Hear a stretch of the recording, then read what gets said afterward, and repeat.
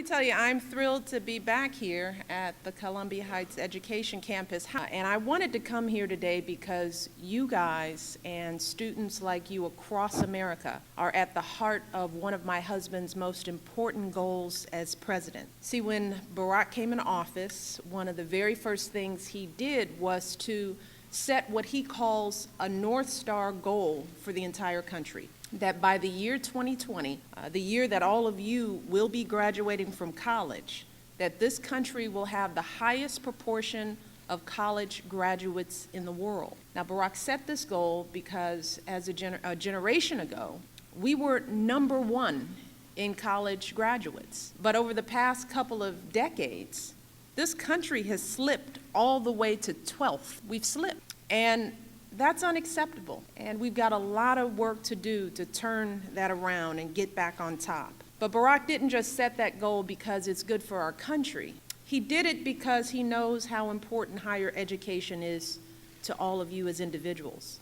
Because when the year 2020 rolls around, nearly 2/3 of all jobs in this country are going to require some form of training beyond high school. Now that means whether it's a vocational program, community college, a 4-year university, you all are going to need some form of higher education in order to build the kind of lives that you want for yourselves, good careers, to be able to provide for your families. And that's why the President and Secretary Duncan have been doing everything they can to make sure that kids like you get the best education possible and that you have everything you need to continue your education after high school. They have been fighting to strengthen your schools and to support your teachers.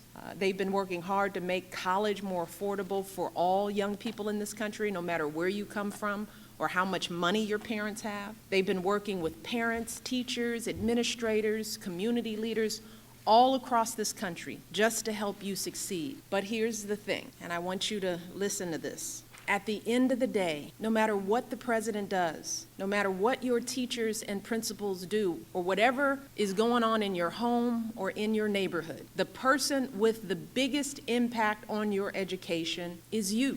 It's that simple. It is you, the student. And more than anything else, meeting that 2020 goal is going to take young people like all of you across this country stepping up and taking control of your education. And that's what we're going to talk about today. We're going to talk about the power that each of you has to commit to your education. We're going to talk about the power that you have to fulfill your potential and unlock opportunities that you can't even begin to imagine for yourselves right now. And when I talk about students needing to take responsibility for their education, I want you all to know that I'm speaking from my own personal life experience.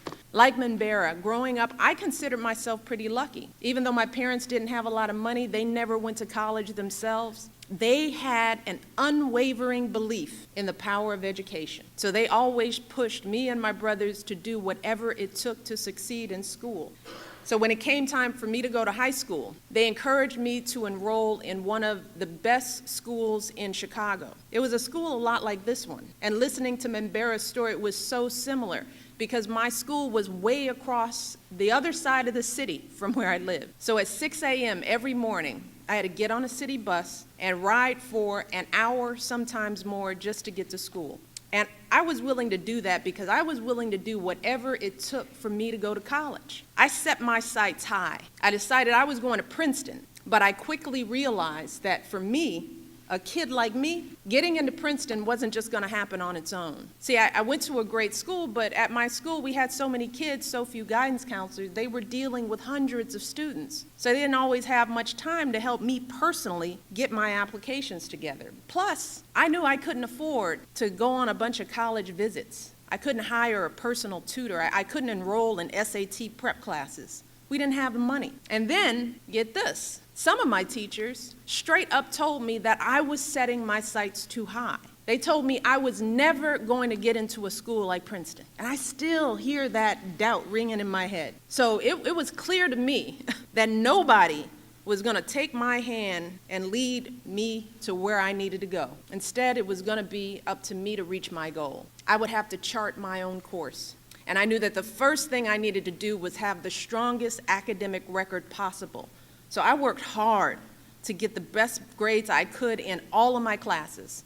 I got involved in leadership opportunities in school where I developed close relationships with some of my teachers and administrators. I knew I needed to present very solid and thoughtful college applications, so I stayed up late, got up early in the morning to work on my essays and personal statements. I knew my parents would not be able to pay for all of my tuition. So I made sure that I applied for financial aid. That FAFSA form was my best friend. I knew the deadlines, everything. Most importantly, when I encountered doubters, when people told me that I wasn't going to cut it, I didn't let that stop me. In fact, I did the opposite. I used that negativity to fuel me, to keep me going. And at the end, I got into Princeton, and that was one of the proudest days of my life. But getting into Princeton was only the beginning. Graduating from Princeton was my ultimate goal. So I had to start all over again, developing and executing a plan that would lead me to my goal. And of course, I struggled a little bit. I had to work hard again to find a base of friends and build a community of support for myself in this Ivy League university. I remember as a freshman, I mistakenly rolled into a class that was meant for juniors and seniors.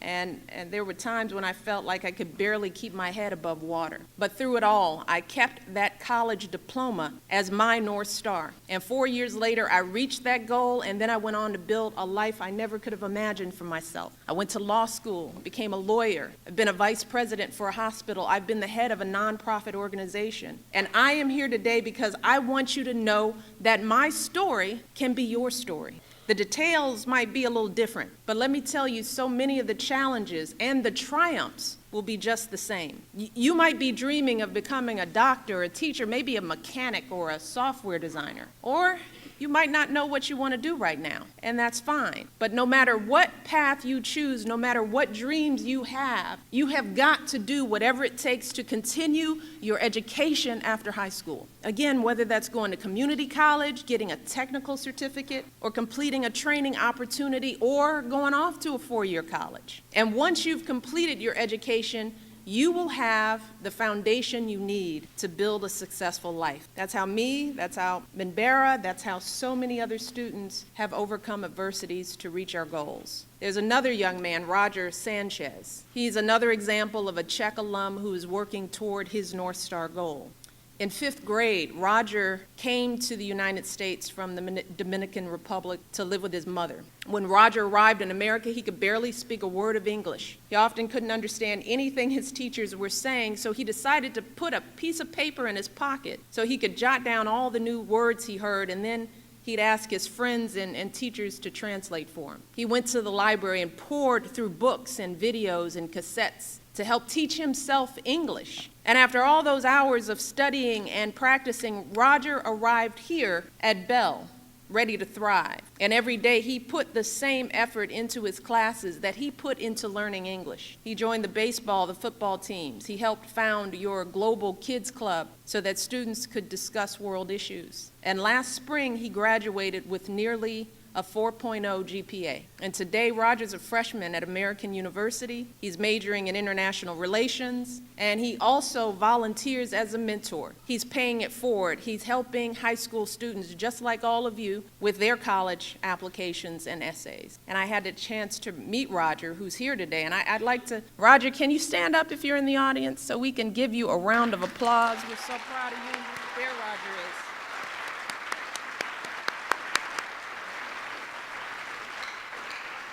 Congratulations. So every day, students like Minbera and Roger and all of you are proving that it is not your circumstance that defines your future.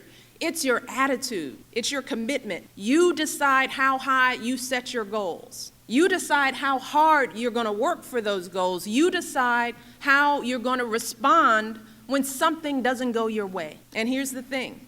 Studies show that those kinds of skills like grit, determination, skills like optimism and resilience, those skills can be just as important as your test scores or your grade scores or your grades. And so many of you already have those skills because of everything you've already overcome in your lives. Maybe you've had problems at home and you've had to step up, take on extra responsibilities for your family. Maybe you come from a tough neighborhood and you've been surrounded by things like violence and drugs. Maybe one of your parents has lost a job and you've had to struggle just to make it here today. One of the most important things you all must understand about yourselves is that those experiences are not weaknesses. They're not something to be ashamed of. Experiences like those can make you stronger and more determined. They can teach you all kinds of skills that you could never learn in a classroom. The skills that will lead you to success anywhere in life. But first,